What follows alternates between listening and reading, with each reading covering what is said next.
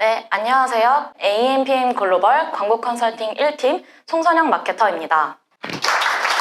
오늘 제가 이야기할 주제는 뷰티 업종 N사 온라인 마케팅 제안 사례입니다. 그럼 지금 바로 시작해 보겠습니다.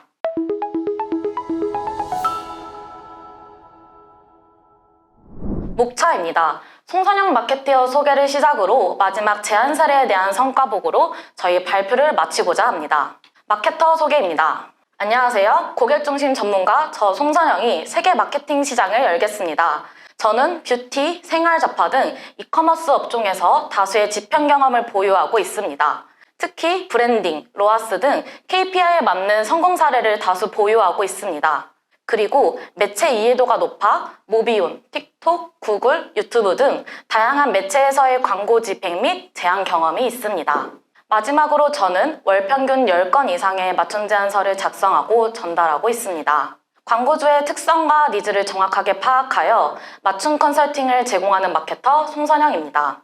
그 다음으로 현 뷰티 시장에 대한 분석 내용을 설명하겠습니다. 다들 핸드폰만 켜봐도 알 수 있을 텐데요. 점점 보여지는 게 중요해지는 시대죠.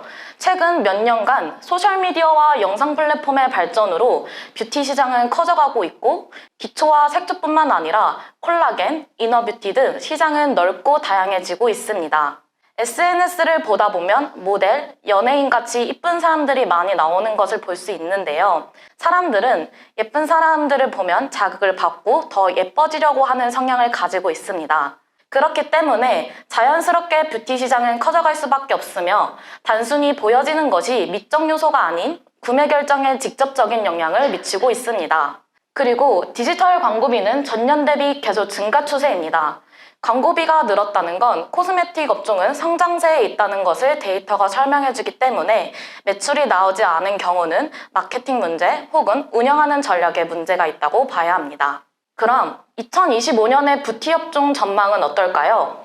뷰티 업종 최대 제품인 스킨케어의 소비자의 관심도는 여전했고 그걸 증명하듯 2025년에는 약 1,800억 달러 규모로 성장한다고 바라보고 있습니다. 더불어 마이크로바이옴 스킨케어 시장은 약 29억 7천만 달러 규모까지 커질 것으로 예상되고 있습니다. 뿐만 아니라 SNS 쇼핑 플랫폼에서는 스킨케어 루틴에 관한 콘텐츠 경우 약 166억 뷰를 달성한 것으로 보아 스킨케어에 관한 소비자의 관심도는 높고 뷰티 시장도 자연스럽게 커지고 있습니다. 그렇다면 2025년에 스킨케어 시장을 전망하는 키워드는 무엇이 있을까요? 뷰티업계 트렌드에 따르면 2025년의 키워드는 이 세 가지입니다. 짧게 소개하자면 피부 본연의 상태를 회복하고 피부 장벽의 기능을 복구하는 마이크로바이옴과 최소한의 제품으로 최대의 효과를 추구하는 스키니멀리즘, 그리고 마지막으로 친환경적이고 지속 가능한 뷰티를 의미하는 클린 뷰티가 2025년 세 가지 키워드입니다. 특히 이 세 가지 키워드 중 클린 뷰티는 최근 몇 년간 뷰티 업계를 관통하는 키워드로 스킨케어 항목에서 37%로 가장 높은 비중을 차지했습니다. 제품에 클린이라는 키워드가 들어갔을 때 구매 결정을 좌우할 가능성이 높다고 합니다. 그에 따라 많은 브랜드사에서도 클린 뷰티를 소구점으로 잡은 제품들을 출시하고 있습니다. 클린 뷰티뿐만 아니라 팬데믹 이후 친환경에 대한 소비자 관심도가 상승하면서 스킨과 미니멀리즘의 합성어인 스키니멀리즘이 뷰티 트렌드로 떠오르고 있습니다. 스킨케어 루틴을 축소하고 다기능과 고효능 제품에 집중함으로 피부 건강과 개인 시간의 가치를 중요시하고 있습니다. 이 역시 많은 브랜드사에서 앰플과 크림을 합친 앰플 크림과 같은 제품들을 출시하며 많은 브랜드사가 발빠르게 움직이고 있는 상황입니다. 이러한 뷰티 시장에서 선두를 차지하기 위해 우리 브랜드는 어떤 소구점을 잡으면 좋을까요? 저에게 요청 주신 뷰티 브랜드 N사의 특장점을 먼저 설명해 드리겠습니다. 현 뷰티 시장에서는 스키니멀리즘과 클린 뷰티가 주요 트렌드로 자리 잡은 만큼 N사는 이런 트렌드에 맞서 동물성 실험 반대로 비건 원료를 사용하고 있으며 공식적으로 검증된 고효능, 고함량 성분만을 담은 제품만을 사용하고 있습니다. 또한 소비자들의 환경의식이 높아짐에 따라 100% 재활용 가능한 패키징을 도입했고 성별에 구애받지 않고 다양한 소비자층의 니즈를 만족시키는 제품을 제공하는 장점을 가지고 있습니다. 이렇게 N사는 지속 가능한 가치를 실현하기 위해 친환경과 젠더 내추럴로 수준 높은 스킨케어라는 브랜드를 보여주고 있습니다.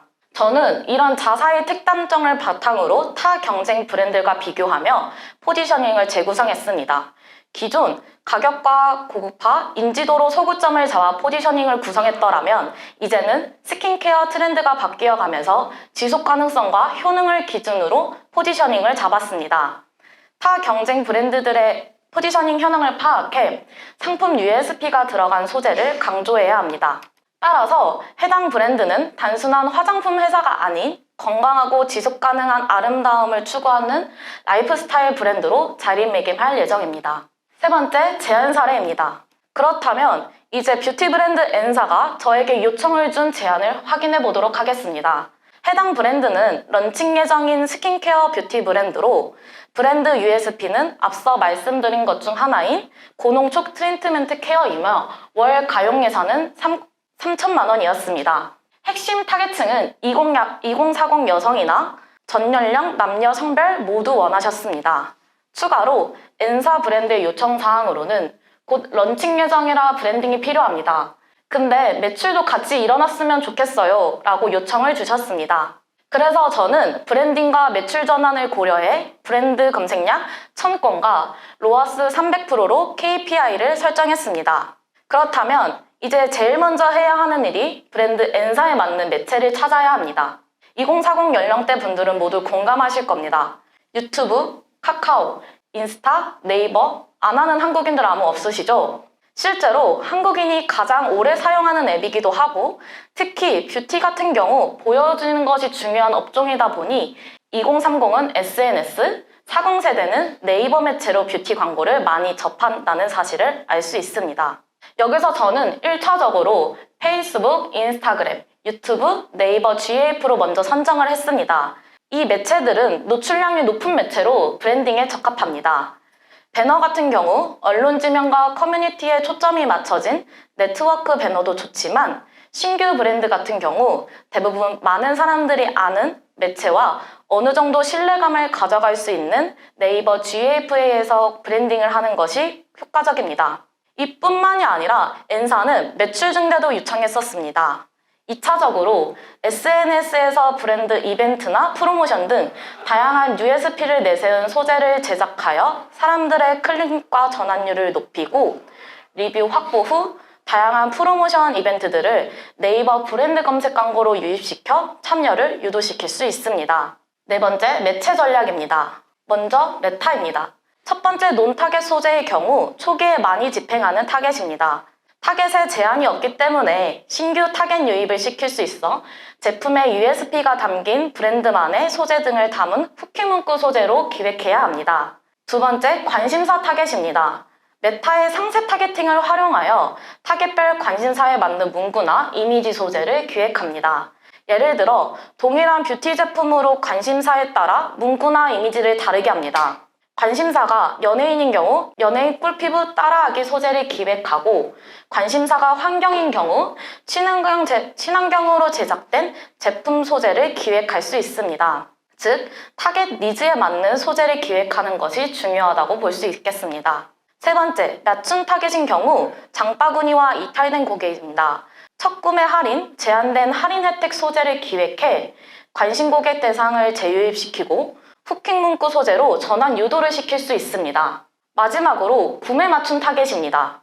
구매 타겟 대상으로 재구매 유도를 위한 쿠폰이나 할인 소재를 기획해 재구매를 유도하도록 합니다. 타겟별 캠페인과 소재를 기획했다면 이에 따른 A/B 테스트를 통해 고효율 소재를 발굴하는 최적화 전략도 중요합니다. 최소 2가지 이상의 소재를 기획하고 성과 테스트를 반복적으로 진행하여 고효율 소재를 발굴하고 그룹을 확장시킵니다. 그 다음은 GFA 광고 전략입니다. 앞서 말했듯이 브랜딩에 있어서 가장 중요한 것은 노출량이라고 강조했었습니다. 네이버는 포털 사이트 1위인 만큼 많은 사람들이 이용을 하고 있는 매체입니다. 네이버 모바일에 노출되는 이 지면을 사용한 GFA 광고에 우리 브랜드를 노출시킨다면 브랜딩 확립에 아주 알맞는 매체입니다. GFA 타겟 전략으로는 뷰티 관심사 타겟에만 집중하여 진행하기도 하지만 다양한 유사 타겟에게 노출할 때 더 효율이 높기 때문에 쇼핑, 패션, SNS, 취미 등 다양한 관심사를 가진 타겟으로 그룹을 확장하고 타겟 속성에 맞는 컨셉을 개발하여 광고를 진행하고자 합니다. 또한 특정 제품을 구매할 의도가 있는 사용자들을 타겟팅하는 구매 의도 타겟팅은 구매 전환에 직접 기여가 발생되기 때문에 알맞는 카테고리를 선택하여 타겟팅을 진행할 예정입니다. 그 다음으로는 브랜드 확립에 있어 중요한 광고 중 하나인 브랜드 검색 광고입니다. 브랜드 검색 광고는 이미지가 함께 노출되기 때문에 소비자들에게 브랜드 이미지를 각인시킬 수 있습니다. 이 과정 중에서는 소비자들에게 신뢰도를 높일 수 있어 브랜딩뿐만 아니라 전환까지 일어날 수 있습니다. 마지막으로 유튜브 광고입니다.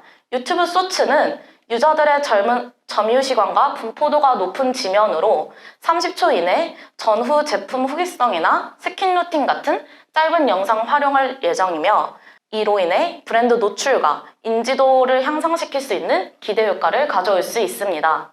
유튜브 광고 전략입니다. 유저 쿠키 정보 기반 타겟팅과 관련 유튜버 및 영상 타겟팅을 통해 인지도 확보나 도달에 초점을 맞춰 진행할 예정입니다. 타겟 시뮬레이션에 대해서 설명하겠습니다. 성별 모두 2040 타겟팅과 광고 반응을 보인 유저와 2초에서 3초 이상 시청한 유저를 타겟팅할 예정이고 뷰티, 스킨케어, 연예인에 관심 있는 유저들을 대상으로 타겟팅할 예정입니다. 운영 프로세스로는 광고 노출을 통한 유저나 반응이 있는 유저 모수들을 확보하여 웹사이트 방문을 유도시키고 구매 전환까지 유도할 예정입니다. 다섯 번째, 소재 전략입니다.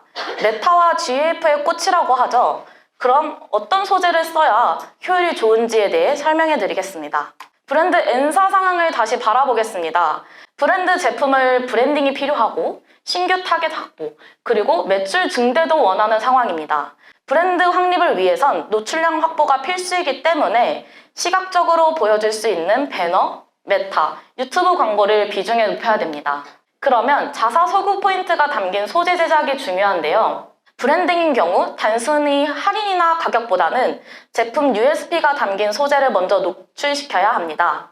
그 이유를 뒤에서 자세히 설명해 드리겠습니다. 자, 이렇게 두 개의 소재가 있습니다. 하나는 세트 할인 소재, 또 하나는 기간 한정 할인 소재입니다. 이 소재들을 보았을 때 스크롤을 멈추고 클릭을 하실 수 있겠습니까? 전혀 아니죠. 브랜딩이 전혀 되지 않은 신규 브랜드 같은 경우 이러한 할인이나 프로모션 소재는 소비자들의 지갑을 열 수가 없습니다. 소비자들이 제품에 대한 정보를 알지도 못하고 어떤 효능이 있는지, 후기가 어떤 제품인지 인지하지 못하기 때문에 사람들의 관심을 얻을 수 없는 소재입니다. 이러한 소재들은 구매했던 고객들, 즉 이 타겟팅 소재를 운영하면 효율이 있는 소재입니다. N사가 두 번째로 원했던 매출 증대 부분에서 이러한 소재들을 사용하여 리타겟팅 광고를 하여 전환율을 올릴 예정입니다. 메타는 연령대가 낮은 소비자들이 많이 이용하기 때문에 자극적인 문구가 들어간 소재가 효율이 좋습니다. 여기 세 개의 소재를 보시면 공통적인 부분이 있습니다. 쩍쩍 갈라지는 피부 소리, 눈 떠보니 아침이었던 기억, 사고 싶었던 그 제품. 이 세 가지 소재 모두 공감대를 형성해 소비자들이 원했던 소구점들을 자극적으로 풀어낸 소재입니다. 그 다음으로 GFA는 아무래도 노출 지면이 뉴스나 스포츠 지면의 광고가 노출되기 때문에 3040 세대 이용률이 높은 것을 알 수 있습니다. 그래서 GFA는 메타와 다르게 고급스러움과 브랜딩화가 강하게 느껴질 수 있는 소재를 사용하는 것이 좋습니다. 마지막으로 유튜브 쇼츠 소재입니다. 유튜브 쇼츠를 보는 사람들은 상대적으로 젊은 세대들이 더 많기 때문에 자극적으로 보여줄 수 있는 촉촉함 전후 비교, 스킨케어 루틴을 보여주는 콘텐츠 소재들이 좋습니다. 이렇게 예산 3천만 원 기준으로 페이스북, 인스타그램 메타 광고는 40%, 유튜브 쇼폼은 35%, 네이버 GAF는 15%, 브랜드 검색 광고는 10%로 예산 분배를 하였습니다. 마지막으로 성과 부분 리포트 부분입니다. 저희 AMPM 글로벌은 주간, 월간 운영 보고를 통한 매체별 성과 측정이나 비용 관리를 하고 있으며 브랜드 N사에 맞춘 커스터마이징 효율 보고서 구축을 통해 매체별 전환 지표 관리를 하고 있습니다. 해당 브랜드 N사는 현재 와디즈 선후풍 기간 동안 타 광고를 집행하기 어렵기 때문에 현재 광고 대기 중이며 선후풍 광고가 끝나는 이유로 앞서 얘기했던 광고 전략으로 광고를 운영할 예정입니다. 이렇게 저는 누구보다 고객의 니즈를 잘 알아차리고 최적화 매체와 소재들을 가지고 광고 솔루션을 해주는 마케터 송선영입니다. 오늘 발표와 관련하여 궁금하신 점이나 광고 운영 중 어려우신 부분이 있다면 뒷장에 나온 번호로 문의해 주시면 감사하겠습니다. 그럼 그동안 AMPM 글로벌 송선영 마케터 발표였습니다. 감사합니다.